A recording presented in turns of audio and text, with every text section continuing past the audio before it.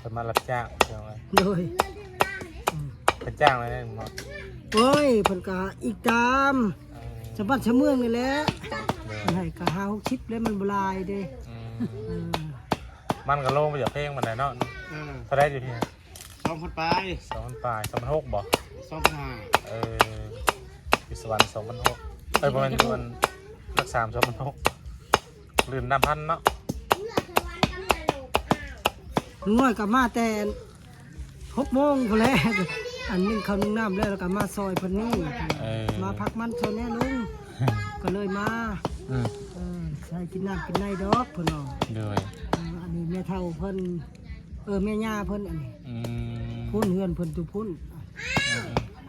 เรามาพันซอยรับจ้างกินกาแฟน้ำข้าว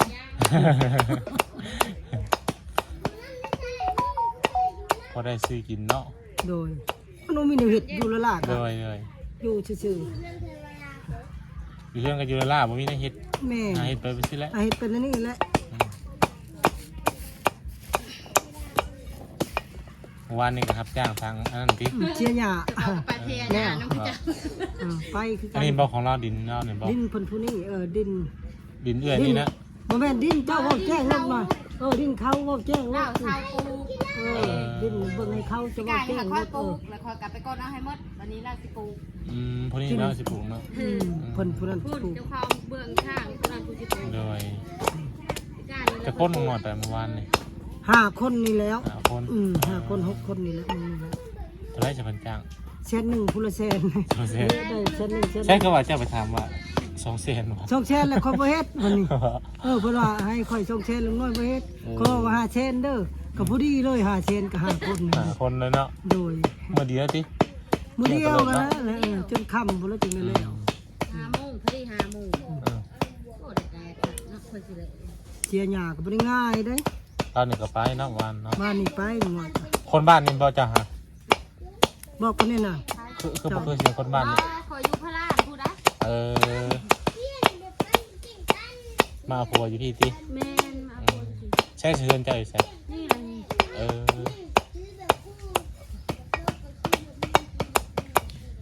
บวกมีดอกกะลีเนาะนี่ปลูกบวกมีเสริมสิคายพันยังเนี่ยฮะพันยังธรรมดาเนี่ยบ่แล้วพันอันนะบ่แม่นบ่อันเนื้อมันสีสมๆนะบ่เนื้อบ่สีเนื้อมันนะนั่นมันมีทางอันนี้มันธรรมดามันเดืองอันนั้นมันเดืองมันยองดิตอนนั้นมันมีทางของเจ้าบ่มีแบบนั้นเนาะบ่มีติห้ามผัดมากินตัวได้นะมันอันนั้นมันหวานอันนี้ก็กกได้โถกกคือหัวได้ไหมกกคือหัวเพื่อนหน่อยนี่ก็มันหักจะขายหน่วยเท่าไหร่นะเขาขายเขาเขามาซื้อเขาขายกิโลเท่าไหร่โล 6,000ไม่ใช่จักโลหมักยังไงอันนี้ก็10 ปลายโล10 ปลายโล6,000ติโล 6,000แซ่บไปกดหวานเอาบ่มีตรงนี้แล้วไปปลูกอันนี้ไม่เท่าเอาให้สุกคักเลยเนาะเนาะบ่แม่นมันเหี่ยวบ่รับประกันโลด100%บ่บ่มเพิ่นเลยเนาะเรื่องเหี่ยวค่อยรับประกันให้นำนี่แหละบ่เหี่ยวติดบ้างล่ะบ่บ่ได้ติดดอกเดี๋ยวว่าจะจักโลหอมเลยพี่น้องเอ้ยหวานตายก็เด็ดล่ะบัดนี้นี่พันแล้วเลยจะไปขายใช้มันแดดกะกะซีชามแดดตอนแรกก็ตากถึงแต่อยู่บ้านเขาก็ตากซองเด็ดพี่เขาบ่ยังเอาได้มันบ่เอาบ่มันขึ้นลาเนาะมันซุ่มมันมีเห็ดตรงไหนของมาเห็ดเดือนนี้แหละใครก็อยู่ลาแม่นซอยเด้อหามาซอยกันแม่นเจ้าน้องผู้นั้นบ่ผู้ดินข้างผู้ปลูกอ้อยมันบ่น้องบ่มันบ่แม่นในคนละคนนางไม้1คนบ่คนบ่นี่นะผู้นี้เรานี่ บ่ ขนาดอยากคือกัน จะคือกับทวี เออ บ่ บ่เป็นพี่น้องกันบ่เออ เดี๋ยวเป็นพี่น้องกันนะม เขามันก็หันแล้วมาปลูก อืม อันนี้จะสวนทางสวนเพิ่นแหละทั้ง เล นั้น ยได้หลายเติบด้วยเนาะ เป็ดเราก็ลายเด้อ บ่ โอ้ยตัวบางอย่าง อืม ไปซื้อเป็ดมาโอ้โหมันน้อยอันนี้เป็ดใหญ่ได้เป็ด อืม เป็ดแนวพันธุ์ใหญ่ได้ เลย เจ้าจะได้ กินแล้วว่ามีนิดหน่อย โอ้ย เล็กก็กินมีแหละนะ มันนี่ก็จะเก็บมานี่คือเนาะสำได้หมกทรินเนาะ เพราะมันติดนะ มันติดมันมันนี่ อืม มาเดือดแล้วมันจะขาดออก แตกตีน มั แตก น แน่ เป็น กัน เลย ไม่ใหญ่เห็นไหม ปลูกอีแล้วบัดนี้กันเนาะ โดนละบ่ปลูกแล้วมันเป็นบ่ได้ราคาลูก จอปีหน้าจะสิเป็นอยู่บ่จ๊ะ เท่าไร ยันว่ามันพลิกพันมากห่วย โอ้ยบ่เห็นบ่เหียดแถวน้องเต่า เออ มันยังปลูกหลายสตอ ไม่ได้ ก็ไม่ได้ เขาว่าอ้อยมันเป็นราคาว่ะเดี๋ยวนี้ บ่หลายแล้วบ่เฮ็ดก็ได้ อ้อยอยากเป็นราคาเขาว่าเนาะ อืม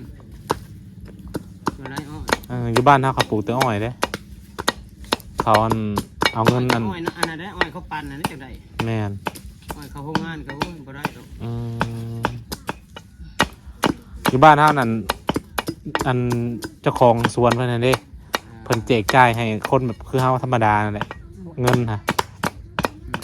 คนละ400-500 ล้านมาลงทุน โรงงานเขาให้บ่ แม่น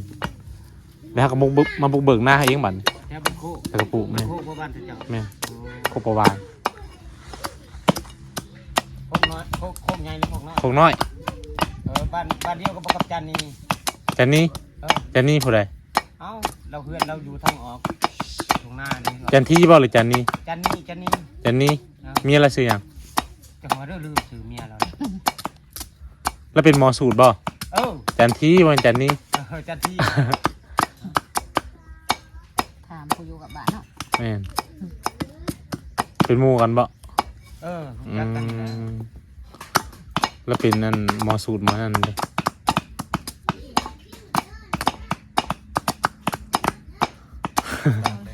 แม่น ฮอดตากแดดก็ยาเพิ่นแล้วแต่เพิ่นมักเด้ เดี๋ยวคนขาด ที่ต้มกับเพิ่นมาได้อันนี้ได้เพิ่นตกบ่ได้แข่งมาสั่งแล้วมาแล้ว แม่น เย็นให้สีแดงให้จองสีแดงเดี๋ยวจับได้จับเลิกเลิกไปกินน้ำ ไปตอนนี้ ไปจากบ้านแล้วมึง นี่มานี่แล้วเออก็มานี่ เดี๋ยวไปจอบนางลาอยู่หมอบ่ได้ไปบ่ เอ้าแล้วเขาหมอบ่ เอ้าจอนางลาลูกเพิ่นเด้ บ่นะแล้วเขาเลยกินไข่ได้มื้อซิ อันนั้นแม่ไปกินของเขาเขาโทรฮะเขาโทรเขาก็ไปนะเจ็บแอวกินเราก็ได้เนาะ ได้มื้อแรกไปจับไม่เท่าอยู่หัวหมอ เอาก็ได้นะเราแล้วได้นะ เป็นในด้านก็ได้แต่ออกซิเจนคืนนี่คือบ่ได้เท่ากินน้ำ ถ้ามีผู้อยากได้ เท่าเลย ดิ้นนี่มีผู้อยากได้น้ำได้ละบ่ ดินนี่เท่าได้เนี่ยฮะ โซเอฟนะ เท่าได้ฮะ จะขาย200,000 2เซนเออ ไปตะดินขอบท้องเลย มีเอื้อยเฮาเราอยากได้อยู่เราให้เฮาถามอยู่ เออ มีบ่อนละว่าดินอยู่บ้านพล นั่ สิ ง ง อยู่นี่ อืม ได้แบตเตอรี่ บ่ ไปตะดินขอบท้องแล้วนี่นะ อืม โอนซื้อให้พ่อ200,000นะ บ่รุดบ่ได้บ่ ฮะ รุดได้เท่าได้ฮะ ได้ เฮาสิบอกแล้ว ได้เท่าไรแหละ จะแล้วเฮาสิบอกแล้วเราให้เฮาถามอยู่ มาเมื่อตอนแล้วก็มาต่อกันเลย เราว่าถามให้ในเด้อวะนี่ได้ดินแล้ววะเจ้ ได้เด้บ่เอาบ่มีคนจะขายได้เด้ ฮะ ล้านห้า ได้อีก เจ้าให้เพิ่นแล้วเราซื้อเมื่อพี่น้องเพิ่นเราซื้อ ได้ยังอ่ะ ได้ไม่ไกล เอาได้ใหม่ๆนึงนี่ ได้จุ่มน้ำนี้ ใหม่ๆนึง ได้จรวดนี่บ่ ได้จรวดมานี่ เอาขึ้นจะขายอัน จักเพิ่น เราไม่ได้อยู่ เราบ่อยู่แล้ว เอาเลย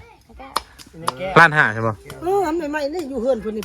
ซื้อล้านแปดแล้วไม่ได้ใช่ใช่ อืม แล้วเมื่อวานนะ เมื่อจะผู้มีชนพักชนหนานะ ต่อรองก็ได้ดินนั่นแต่จังหวะนี้แล้วเสียได้เท่าไร อืม ซื้อไปแล้ววะ ได้50บอกแล้วเด้อ มันมี2ตอนเลือกเอา2ตอนตัวนั้นก็มีตูคือกันมีอ่างน้ำเพราะ ตัวนั้นมีอ่างน้ำพร้อมตัวนั้น ใช้ตัวใดภาพพุ่นบ่ ต้องสังกะสีเห็นดิ ตูบพุ่นนะ ตัวลุงพุ่น กวางนี่เนาะพอดีอยู่ซั่นนี่ ตัวนี้แล้วสนิท2 ตอน ชื่อไว้โลแต่เธอจะพูดอะไร 2 เซนดิ ชื่อไว้ชื่อไร ไปพาเลาะมาเลยไปพาเลาะมาเลย พาไปรอบมาตู้ ให้อยากเบิ่ง กล้องให้ได้มาเลยมาสร้างได้ ไม่ออกซ่องดิ นี่แหละหลอกกันเนาะ เนาะ เขามีหลงนี่ดิ ก็คือกว้างเท่าใดอันหอมเท่าใดนี่ฮะบางที มันเป็น2 ตอน เดี๋ยวใส่เอื้อยฮะเราเบิ่งในอันคลิปเป็น2 ตอนบ่นี่ฮะ กุ้งงวงเขากระปูแล้วนะ มีใบตะดินขอบท้องแล้ว เรียบร้อยเนาะ เรียบร้อยหมดแล้ว มันเป็น2 ตอนแบบซี่นะนี่ มี2 ตอนที่หลักๆกันนี่ นี่บ่ ตอนนึงมานี่ตอ รั น กดินอยู่ที่ตัวนั้นก็แม่น ยาวเท่าไหร่ก่อนนี่ว่าใหม่เด้อ ตัวนี้มัน30บ่เลย 30 40คูณ30 โอ้เนาะครับตัวนั้นเมนบ่อนอ้อมนั่นชาวดินนะ ตัวนั้นแหละเด็ด ได้ทั้งชาวดินเลยบ่น่ะ เอาดินของเขา ของเขาบ่ยังบ่ทันอ้อมแม่นบ่ อ้อมแล้วหัวนะ อ้อมแล้ว นี่นะตัวอ่างน้ำนี่ ตัวนี้นี่ใกล้ๆนี้ ม แต่ว่าซ้ำกันแม่นบ่ สำคัญ2 ตอน ซ้ำกันเรื่องเอาได้เนาะ เลือกเอาได้ จะเอาตัวนี้ก็ได้จะเอาตัวนั้นก็ได้ เรียกว่าสามารถต่อรองได้นะเพิ่นว่ามาคุยกันรุดได้บางทีเซนหนึงไผสิจ๊ะ คันว่าถึกใจเนาะ อยากได้เลยเนาะ คักได้นี่มองนี่คักกว่านะหันของเจ้าบ่นั่นกะของเจ้าเขากันเท่าไรตัวน่ะ ตัวนั้นมันพนมหอมเนาะ เซนหนึงบ่ บ่ฮอ 50,000 80,000นี่นะ โดย มันบ่ซ้ำนี่ซะมันบ่ฮอดพอตอนกันนะ โดย เป็นแดนปทุม12 เมตรทางกว้างอันนี้ยาว25 เมตร โดยเดี๋ยวให้ซีอันบอกเราเด้อ เห็นเราถามอยู่ รอกัน โดยคักได้ดินงามครับเพียง โอ้ซื้อให้พร้อม โดยไปตีนขอบทองเนาะ มันจะดินขอทองมัดอันนั้นก็โอนซื้อให้พร้อม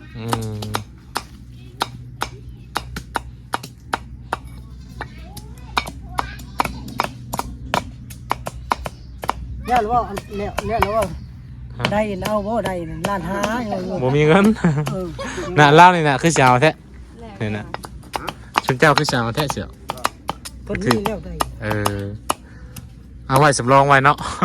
พอแล้ว พอได้ใช้อยู่ดิ พอได้ใส่อยู่ บังน้องได้กินได้ ร้านหาซื้อร้านเป็ด แม่ไม่หนึ่งขนาดคนหาเจ้าแม่ลูกบ่อย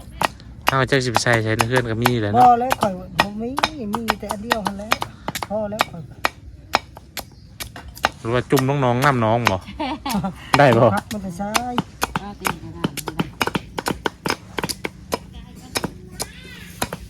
ได้ป่ะ งานเดง พวกกระเดาดิ มาจะยังใครมาได้ ว่าเขาเคยไปฮอด พวกกระเด้านะ ที่หมดแท้ จะมาเขาก็มาฮอดนี่ หมดถึงแล้วนางยังตื่นป้าแล้วนางยังเงิน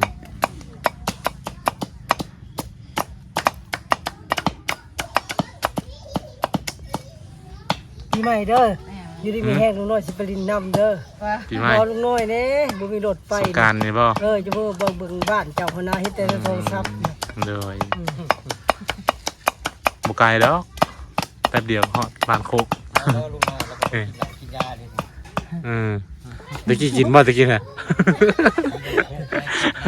คงน้อยเขาบายแม่น บ้านปักไซตะกี้ แล้วพวกเขาหงมาจักซื้อนี่แหละเขาลืมเลย พวกไปไว้แถวน้องเพชรนี่ว่า แต่คอยไปเข้าหงมาปีกายมันจะลืม มองมันย่างอันนี้ พอไว้พุ่นแหนไก่ ติ๊กมันก็ใกล้กันกับบ้านโคก ย่า ใหญ่ งอันนี้ไปทางนู้นย่างอันนี้แว่หันแล้ว มันก็ใกล้กันกับโคกใหญ่แหละคนละภาคหวย ใก เนาะ ล้กัน แม่เธอก็คิดเนิ่งไป แม่น ไม่ต้องฮอดบ้านแล้วนั่นเนาะ ฮะ เข้าไม่ต้องฮอดบ้านแล้วบ่ ยังบ่ฮอด อยากไปเอาแต่นั่นแหละ หาก็ได้อันนั่น เขาจะว่ากกสมพุงบ่กกสมเชื่อนะ กกหยังนะ ส ทั้งบ้านก็พบสมลึง หลายไปกินปลาน้องบอกเลย กกสมเลือดใช่ไหม จึงว่าแล้วมันใบ3 นิ้วสูง ไม่เห็นยัง ใบขี้มอดบ่ จึงว่ามันใบ3 นิ้วเลยแหละนี่ไงสูงเอาใส่ต้มปลากันนะ ทำเคยกิน มันเป็นเครือ ได้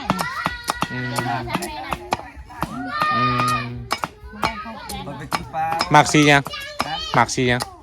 มาทำอิฐมันเป็นสีเขียวเป็นสีเหลืองสีแดงสุกน้อยๆทำหมักสมฮอดนี่แหละ ผมเคยกิน อยู่แถวทางไปไม่เป็นไร แถวนี้บ่มีบ่ มี ดิ ทางเข้าบ้านอันอะไรแหละแถวบ้านยังอันโคกอะไร แม่น มันเป็นอะไรกูสม ใบเขียวใบเขียวใบเขียวใบรวมแต่มันโบยาวนี่มันสิใบมันบักอันนั้นก็ตายมันทำใบมะมี่นี่นะนี่ทำใบมะมี่นี่สมไปกว้างกับแม่คนน่ะไปหาปลามันสิครบมันครบอยู่จักคือสิจักแบบเว้ยเนาะ เย็นน่ะนะเฮ้ยนั่งคนหัวอีมุกนะ เล่เหรอ เล่มัน นี่ได้นะมันเองของยา เพื่ออันดูด้านดูซ้ายนะนักทิพย์นี่ อื เพื่อน ม มันอยู่ทางเขามันจะครบมัน ยังเสน่ห์บ่ บ้า พั น นนะ คนยาง แน่สิแล้วหาคนได้มาคอยเรียกกลัวเลยเนาะ ง่ายคนแล้วมาคอย เน่ในตู้เราการที่ตู้เราในตู้ก็มี ก็ซื้อกินหมดเลยเด้ซื้อซีนให้ป้าเจ้า70,000กินควายมาปิ้ง ใครกับหมดเงินแทน ก็ซื้อเงินน้ำบ้านแน่นอนก็เมื่อยเด้อ มันมีอย่างกระเพงเลยเนาะเงินดำมันนี่มันอันนั้น ไปตลาดแทนหนึ่งก็หมดสักกันก่อน แม่น ไปเสียยา บ่คือข้าวตะกี้เลย เงินขมือ ไปทางไปโคกเอาไว้ไปทางนี่ก็ได้นะไปทางบ้านตรงนี่ก็ ได้ในนี้ใกล้ๆนี่ฮะ ก็ทางกระเทือนก็ได้ แป๊บเดียวเนาะ แป๊บเดียวไปเลย เขามารัดมาช่วงอันตอนโควิดตะกี้เขารัดนั่นดิเขารัดมาเนี่ยดิ คอยไป หมุนมาแป๊บเดียวนะ คอยลัดไปเรื่อยๆได้คอยทางมันดีแล้วเพราะมันมีห่วย มันเป็นดงเป็นนั่นดิมีแต่ป่าหน่อไม้ มันเป็นก้อนไหล แม่น กับโคกนัดกับโคกนัดนี่ลัดเรื่อย มันคง ๆโค มว ก น เอาไว้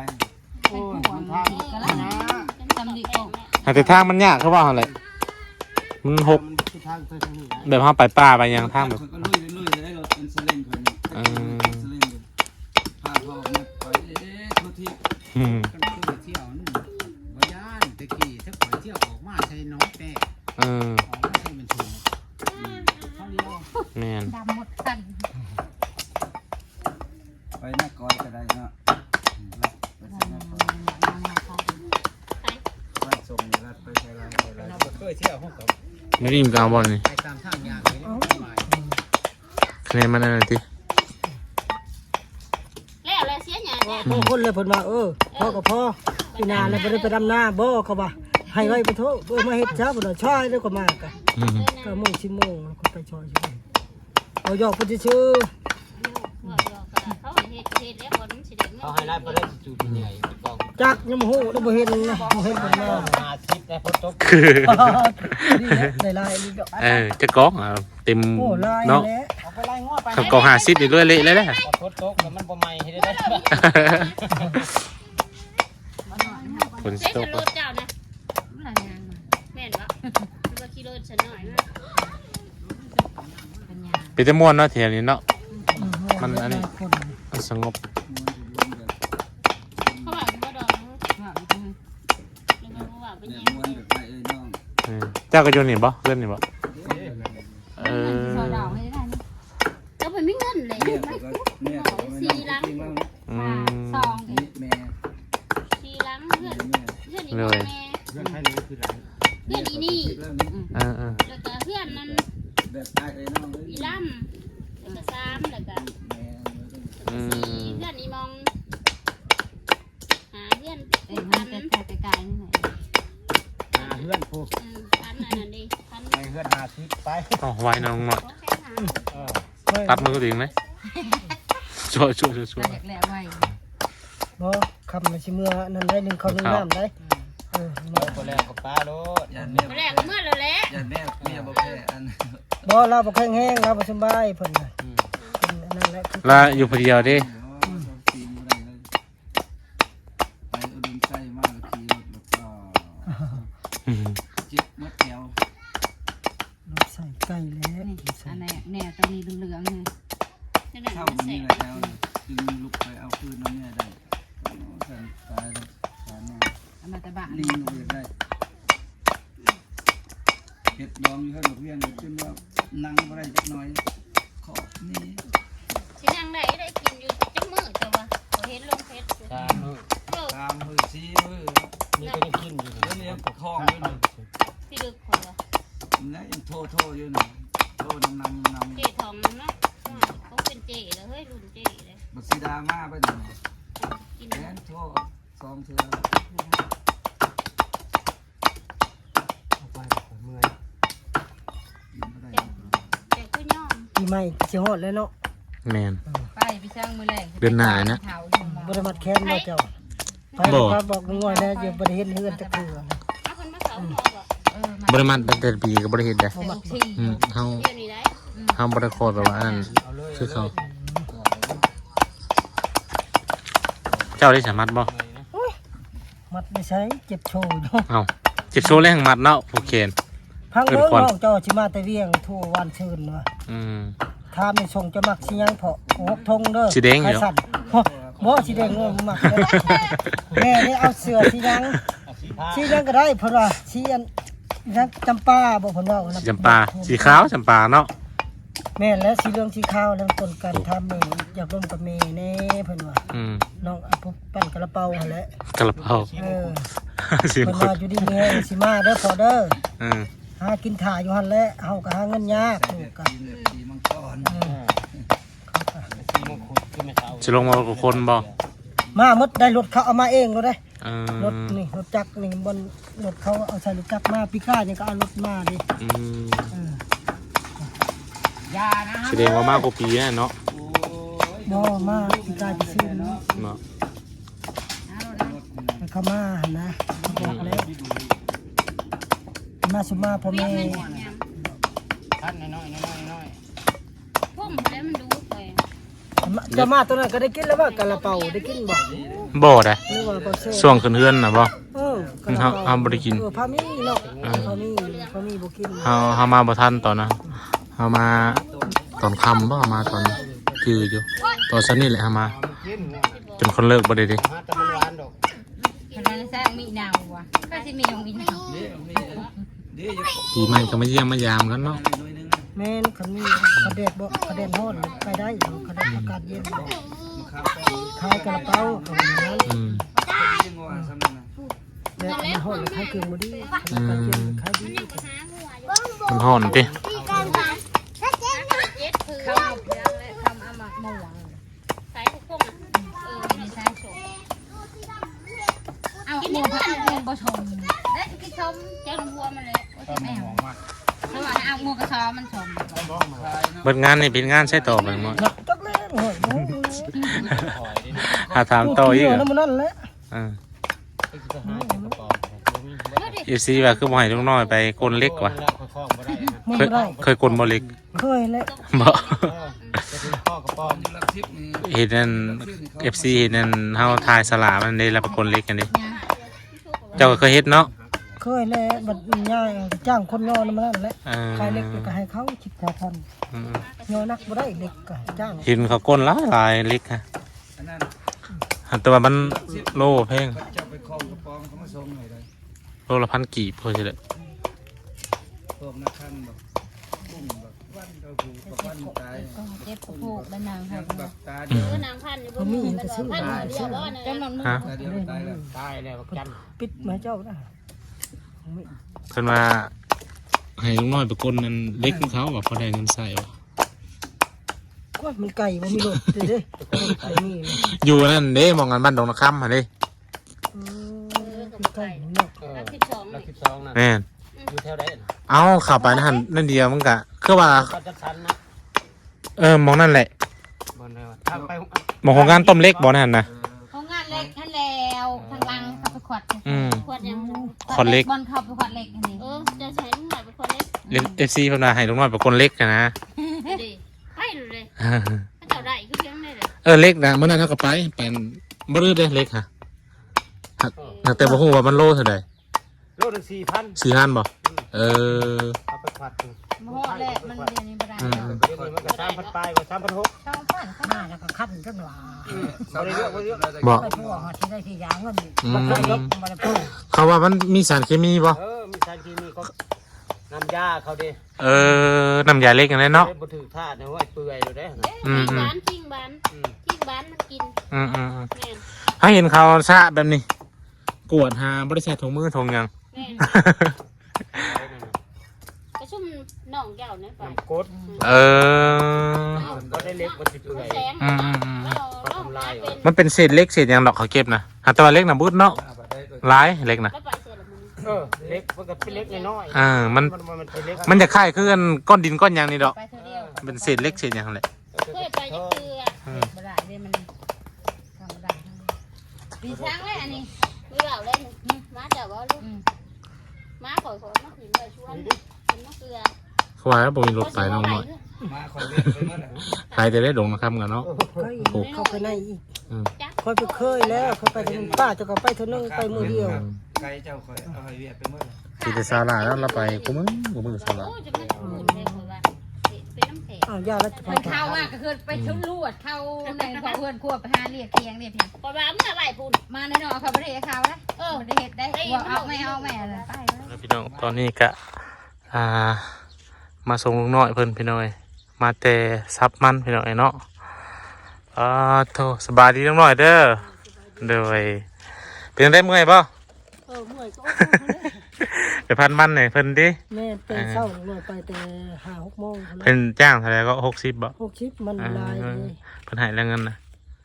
ยังเพิ่นมาติดตาม โดยใช้ว่าดินตัวที่ว่าเจ้าทางหยาเมื่อวาน นี่เด้อยู่นี่ใกล้ๆนี่แหละ โอ้หลายเติบได้เนาะ5 คนเพิ่นว่าพี่น้อยได้คนละเซนพอได้ซื้ออยู่ซื้อกินปลูกทางนั้นกะดุขนาดพี่น้อยเนาะปลูกผักปลูกอันนั้น เด้โง่เสีย ป้อมันถึงงัวแท้นี่ โง่มันเข้าจะเข้าทางใด เสียวันนี่มัดมือเลย 5 คนเสียน่ะ 5 คน โดย6จังทางเจ้าของนั่น 6จัง นั่น แป๊บเดียวเนาะ โดย เป็นเตลิดบาทนี่พี่น้อยโอ้อันนี้เราก็สิจ้างจูดต่างหากบ่ลุงน้อย จักบ่ฮู้เด้อตัวนี้บ่ฮู้เพิ่นนั้นเด้อเจ้าของเพิ่นผู้อยู่เฮ็ดจ้ะ เพิ่นนั้นละจ้างนะ โดยเตียนสิปลูกมันเลยพี่น้อยเนาะ ดุขนาดเนาะปลูกผักปลูกนั่นอันนี้เราก็จ้างอยู่ดอกหนึ่งจ้างเผาอยู่ได้ในคุมเซนนึงก็เอาอะไรพันจ้างค่ะเผานี่ซื้อบริณาจูดเผาต้นไม้เนี่ยเป็นบริตัดออกทีเอาไว้ห่มไม่เห็นห่มมันเนาะ โดยเสียชับนี่ว่าชับทางนี้เป็นพี่นะชับน้ำกัดนี่แหละ โดย ผู้นั้นชับเขาก็เอาจก จะมาเข่ามองใดงูไอ้เนาะถึงดิ